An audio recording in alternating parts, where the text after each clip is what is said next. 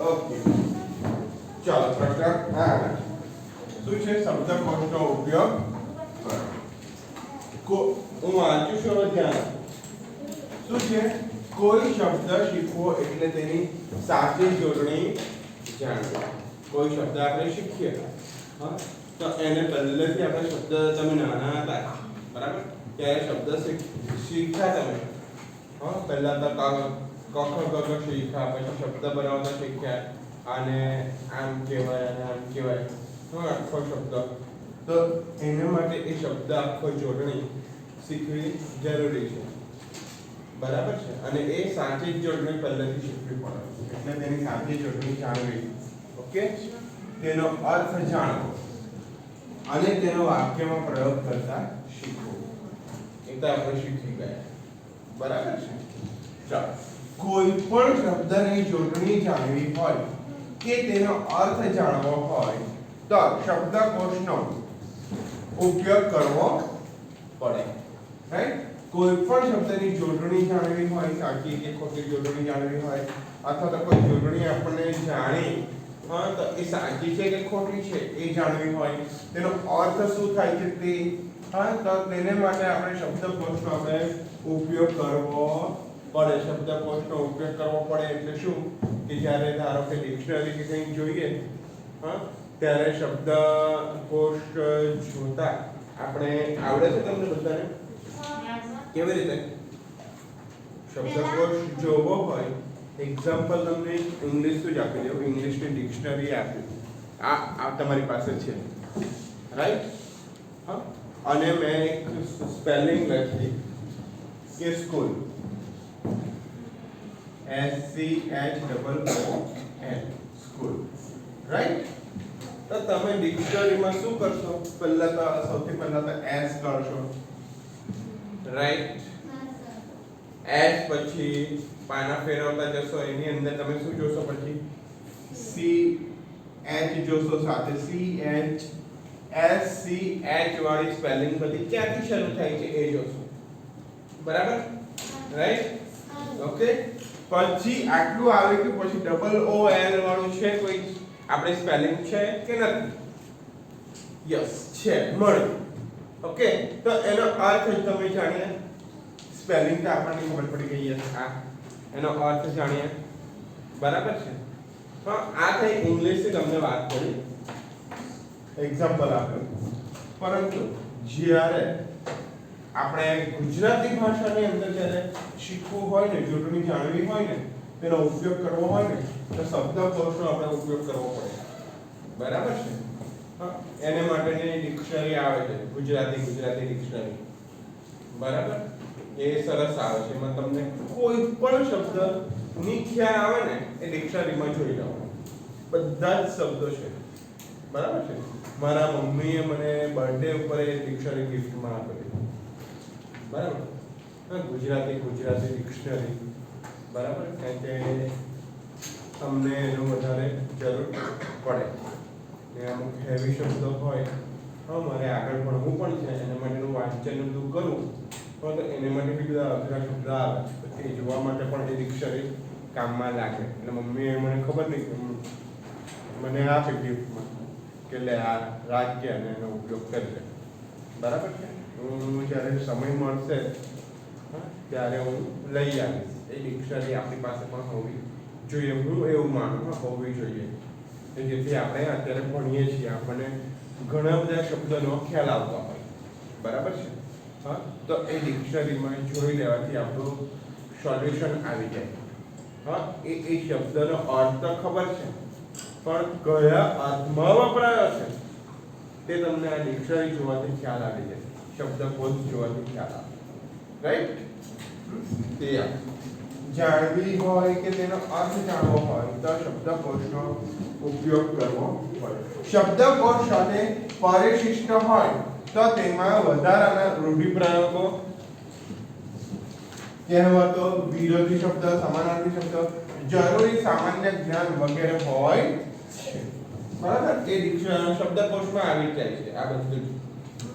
શબ્દકોશમાંથી શબ્દ શોધવા માટે શબ્દનો કોષ ક્રમ જાણવો જોઈએ, છે. શું છે? કે શબ્દકોશમાંથી શબ્દ શોધવા માટે શબ્દનો કોષ ક્રમ જાણવો જોઈએ. મેં તમને કીધું SCHOOL સ્કૂલ તો શબ્દકોશ જાણવો પડે ને. સૌથી પહેલા આપણે S કાઢ્યો, પછી C કાઢ્યો, પછી H કાઢ્યો, હા A આવ્યું, પછી O છે, એક O વાળો તમને મળશે. હા એક O પછી લાઈનમાં જ બધા આલ્ફાબેટિકલ રીતે હશે.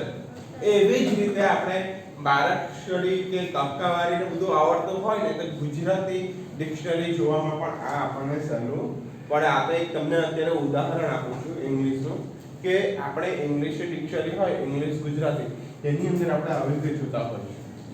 બરાબર છે. આ જોતા પણ આપણને આવડવું જોઈએ. હવે આપણે પાંચમામાં આવી ગયા, અડધા છઠ્ઠામાં આવવાની તૈયારી હવે. બરાબર છે. એટલે આ વસ્તુ તમને આવડવી જોઈએ. બરાબર. ગુજરાતી શબ્દકોશ જ્યારે જોઈએ ત્યારે ક ખ ગ ઘ એ રીતે અલગ અલગ આવડવું જોઈએ. પણ તે હવે આજે આપણે શીખવાના છે. શબ્દકોશના ક્રમમાં ગોઠવો તે હવે રાઈટ. એટલે શબ્દકોશમાંથી શબ્દ શોધવા માટે શબ્દનો કોષ ક્રમ જાણવો જોઈએ. શબ્દનો કોષ ક્રમ જાણીએ તો કોઈ પણ શબ્દ આપણે સરળતાથી શોધી શકીએ. કોષ ક્રમ જ્યારે જાણીએ ને અથવા જાણતા હોઈએ ને ફટ દઈને આપણે બે જ મિનિટ હોની થાય તરત જ એ શબ્દ કાઢીને આપણે મૂકી દઈએ. જો આપણે આ જાણતા હોઈએ તો આપણે ઇંગ્લિશનો મુહાવરો હશે તમને, પણ ગુજરાતી શોધવું હોય ને તો આ બારાક્ષરીના ગુજરાતી ડિક્શનરી આપણે જોવી પડે. બરાબર છે. હા અથવા તો અમુક શબ્દ ઉપર બી લખેલા હશે ઉપર. હા તે એનો હું ફોટો પાડીને હું તમને એકવાર બતાવીશ. રાઈટ કે આવી રીતે ડિક્શનરી ગુજરાતી ડિક્શનરીનો એક ફોટો. બેન શિયાબેન પછી બરાબર છે. એટલે શબ્દકોશનો ઉપયોગ હવે આપણે જોઈએ કેવી રીતે કરવો હોય. શબ્દકોશનો ઉપયોગ ચાલો હવે ખાસ ધ્યાન આપવાનું છે બધાએ. શબ્દકોશ પહેલું શબ્દકોશનો ઉપયોગ ક્રમમાં નક્કી કરવા માટેના માર્ગદર્શક નિયમો અને નિયમો કયા છે. તો પહેલું છે એનો કે શબ્દોને પ્રથમ બારાખડીના ક્રમમાં અને પછી કક્કાવારી પ્રમાણે ગોઠવવામાં આવે છે. મેં એટલે જ લખવા આપેલું કે તમે વાંચશો લખશો એટલે તમારા મગજમાં ઉતરશે ને. હવે સમજાવ એટલે એકદમ ક્લિયર થાય. કે સૌથી પહેલા તો શબ્દોને બારાખડીના ક્રમમાં અને પછી બારાખડીના ક્રમમાં આવે ત્યાર પછી એને કક્કાવારી પ્રમાણે ગોઠવવામાં આવે છે. બરાબર. આ બારાખડીનો ક્રમ આપેલો છે. હા હવે આ ખાસ ધ્યાન આપજો. શું છે? અ છે. અ લઈએ. અમારે આપેલું છે અ અમ આ ઈ ઉ ઋ એ આઈ ઓ અમ અવ. બરાબર ને? આ છે બારાખડીનો ક્રમ. રાઈટ. હવે તમે સ્વાધ્યાય પછી ખોલી રાખો ને. આપણો પેલો શબ્દકોશ કાઢો આપણા નવમા પાઠમાં જે આપણું બાકી છે ને એ મેં તમને કીધું છે કે હું તમને આ ટોપિક સમજાવીશ પછી લખાવીશ. એ ખુલ્લી રાખો.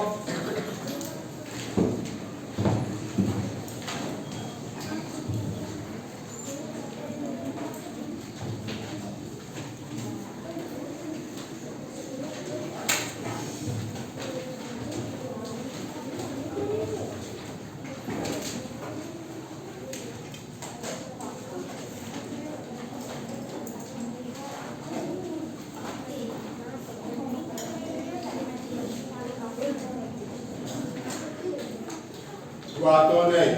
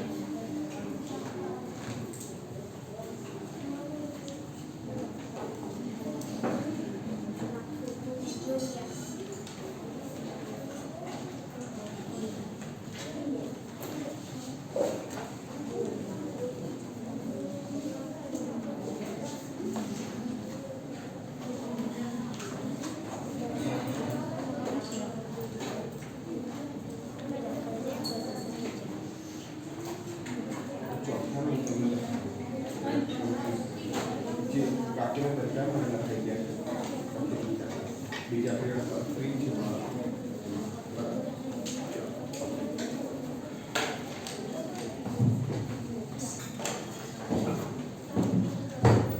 ચાલો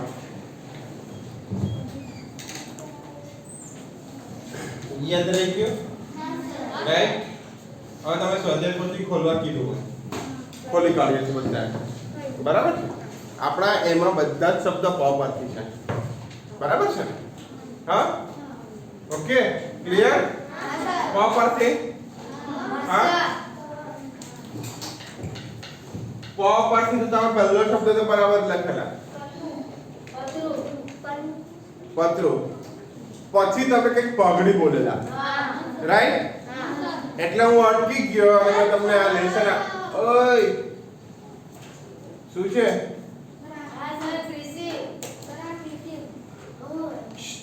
વાતો નહીં હા મેં તમને અટકાવી દીધેલા અને મેં તમને આ ટોપિક વાંચવા આપી દીધેલો હા અને પાછળથી મેં તમને કીધું કે લખી કાઢજો આપણી ગુજરાતીની નોટની અંદર ઓકે ત્યાર પછી હું લખાવીશ તમે બધા પગડી બોલેલા પા કોને કાનો આ બોલેલા એક આખો તમને કચ્ચા લઈ ગયા પન રાઈટ પંખા અને પછી આ પછી ઈ ઉ આ છે ને આ બેઠો બારકડીનો ક્રમ અને કક્કાવાળી બરાબર મોડે કરી નાખતા મગજમાં ઉતારી જ દેવાની આપણને એબીસીડી કેમ આવડે કેમ આ કેમ નહીં આવડે આપણે તો ગુજરાતી ભાષાના આપણે તો ગુજરાતી માધ્યમમાં ભણીએ આ તો આપણને આવડવું જ જોઈએ આ જો તમને બરાબર મગજમાં બેસી જાય ને બારકડીનો ક્રમ અને કક્કાવાળી આ બે વસ્તુ ક્લેશિયો રાઈટ તો પછી તમે શબ્દકોશના ક્રમમાં તમે ડિક્શનરી જતા પણ આવડી જાય આવા કંઈક સૂચના આવે કે વાક્યને શબ્દને શબ્દકોશના ક્રમમાં વ્યવસ્થિત ગોઠવો કે તે પણ આવડી જાય આમાં કઈ તમારે કોઈ દિવસ માર્ક્સ નહીં કપાય હા તમે જોઈને લખવામાં જોડણી ખોટી લખી તો ભૂલ પડે બાકી નહીં ઓકે ખ્યાલ આવી ગયો તો બારકડીનો ક્રમ જો હવે કક્કાવાળી ક ખ ગ ગ ચ છ જ ઝ ટ ઠ ડ ઢ ત થ દ ધ ન પ ફ બ ભ મ ય ર લ વ શ શ સ હ ચ જ્ઞ રાઈટ ક્લિયર આટલા બેમાં ટોપિકમાં ક્લિયર મેઈન આખા ટોપિકમાં આ બે જ વસ્તુ મગજમાં યાદ રાખવાની છે વધારે હા ઓકે ચાલો બીજો ટોપિક કયો છે કે શબ્દકોશમાં સૌથી પહેલા અ થી શરૂ થતા અને છેલ્લે હ થી શરૂ થતા શબ્દો આવે છે શબ્દકોશના ક્રમમાં સૌથી પહેલા અ થી શરૂ થાય અ થી બધા શબ્દ આવે ને તે તમે ડિક્શનરી ફોર્મમાં જોજો અ થી શરૂ થતા બધા શબ્દો અ થી જ શરૂ થાય પહેલા મ ની આવે પહેલા ભ ની આવે હે ને અ થી જ શરૂ થાય અને છેલ્લે હ થી શરૂ થતા શબ્દો આવે છે હવે ખાસ અણ અને અળ થી શરૂ થતા શબ્દો ન હોવાથી તેનો શબ્દકોશના ક્રમમાં સમાવેશ થતો નથી અત્યાર સુધી તમે ભણવાનું ચાલુ કર્યું ને આ પાઠમાં આવ્યા તમે કોઈ દિવસ આ શબ્દથી કોઈ શબ્દ આવ્યા તમને ના આવ્યો તો મને કેવો આપણે ડિક્શનરીમાં ઉમેરવાનો છે લાવો અત્યારે ફોન કરું બોલો આવ્યા છે કોઈ હા અણ અને અળથી કોઈ શબ્દ આવ્યા છે ના ને પાક્કું ને એટલે આવ્યા હોય અને જો તમે શોધેલા હોય તો મને કહેજો આપણે ડાયરેક્ટ ઉપર ફોન કરીને ડિક્શનરીમાં ઉમેરડી દેવા હા ને એટલે ફરીથી આખી નવી ડિક્શનરી છપાશે હે ઓકે એટલે આ બે શબ્દથી કોઈ શબ્દ શરૂ થતા નથી એટલે આ અણ અને અળ એ બે શબ્દ શબ્દકોશમાં આવતા નથી તમે ડિક્શનરીમાં પણ જોશો ને અણ અને અળથી કોઈ શબ્દ તમને મળશે નહીં એ આવશે જ નહીં આનાથી કુદાવી જશે અણ અને અળ ચાલો આમાં અણ ક્યાં છે નથી ને અળ બી નહીં મળે બરાબર છે એટલે અહીંયા નથી લઈ તમારે આ બરાબર મોડે કરી ગયો આ બારકડીનો ક્રમ અને કક્કાવાળી ઓકે એટલે આ સમાવેશ થતો નથી હવે આગળ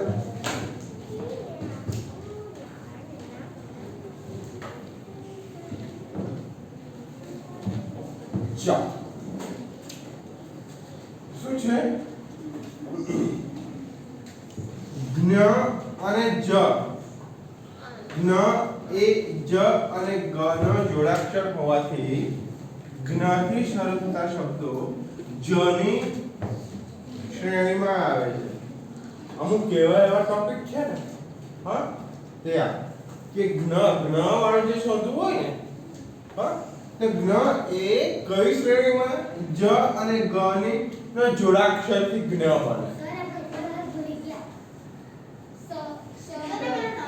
હું સમજાવું જ્ઞ એ જ અને ગ નો જોડાક્ષર હોવાથી જ્ઞ થી શરૂ થતા શબ્દો શેમાં જોવા જ ની શ્રેણીમાં જોવા બરાબર છે ક્લિયર હા ત્યાર પછી ક્ષ એ ક અને ક્ષ શરણાઈનો શ નો જોડાક્ષર હોવાથી ક્ષ થી શરૂ થતા શબ્દોને ક ની શ્રેણીમાં જોવા બરાબર છે કઈ શ્રેણીમાં ક ની શ્રેણીમાં જોવા ક્લિયર ઓકે આ ત્રણ વસ્તુ બરાબર ધ્યાનમાં રાખવાની કે અણ અને અણથી કોઈ શબ્દ નહીં આવે ક્ષ એ ક અને શ ની જોડાક્ષર છે હા ક્ષ એ ક અને શ નો જોડાક્ષર હોવાથી ક ની શ્રેણીમાં આવે છે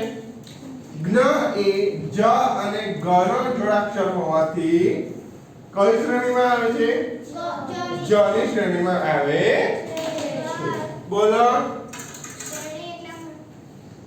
શ્રેણી એટલે શું હા કે હવે જ્ઞ થી તારે કોઈ શબ્દ છે જ્ઞાન જોવો હોય શબ્દ હા તો એની શ્રેણી એટલે જે ક્રમમાં જે બધા શબ્દોની ગોઠવેલા હોય ને ડિક્શનરીમાં શ્રેણી બધી હા તો એમાં જોવાનું જ અને ગ થી એનો જોડાક્ષર જ્ઞ તો જ્ઞ વાળો તારે કોઈ શબ્દ શોધવો હોય તો કયા એમાં જોવાનું તારે જ ની શ્રેણીમાં જોવાનું એટલે ચોથી જે બધા શબ્દો ચાલુ થાય તેમાં તારે જોવાનું એમાં મળી ગઈ તારે લાઈનમાં બરાબર એટલે એની શ્રેણી એટલે એને લાઈનમાં જ ની શ્રેણી એટલે જ થી શબ્દ શરૂ થતા બધા શબ્દો એ બધી શબ્દોમાં તારે જોવાનું આવા બધા શબ્દ આવશે શ્રેણી ને ફેણી ને હવે નવા શબ્દ આવશે આ કઈ નથી હા એટલે આ છે ને એટલા માટે ડિક્શનરી આપણે રાખી મૂકવાની આપણે ઘરમાં કે આવું કંઈ બી હોય ને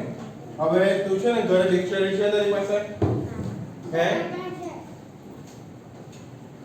ચાલ તો ની હોય તો શ્રેણી શબ્દ છે ને ગૂગલ માં સર્ચ મારીને જોજો શ્રેણી એટલે શું હારબન માળા ને બધું આવશે અલગ અલગ આવશે શ્રેણી ને જે આ થતું કરતા હશે બરાબર એટલે તમને ખ્યાલ આવી જશે આટલું ક્લિયર હા ચાલો હવે આગળનું તમને બીજા પીરિયડમાં કરાવીશ હા આ બીજો અને ચોથો હવે હું તમને બીજા પીરિયડમાં કરાવીશ ક્લિયર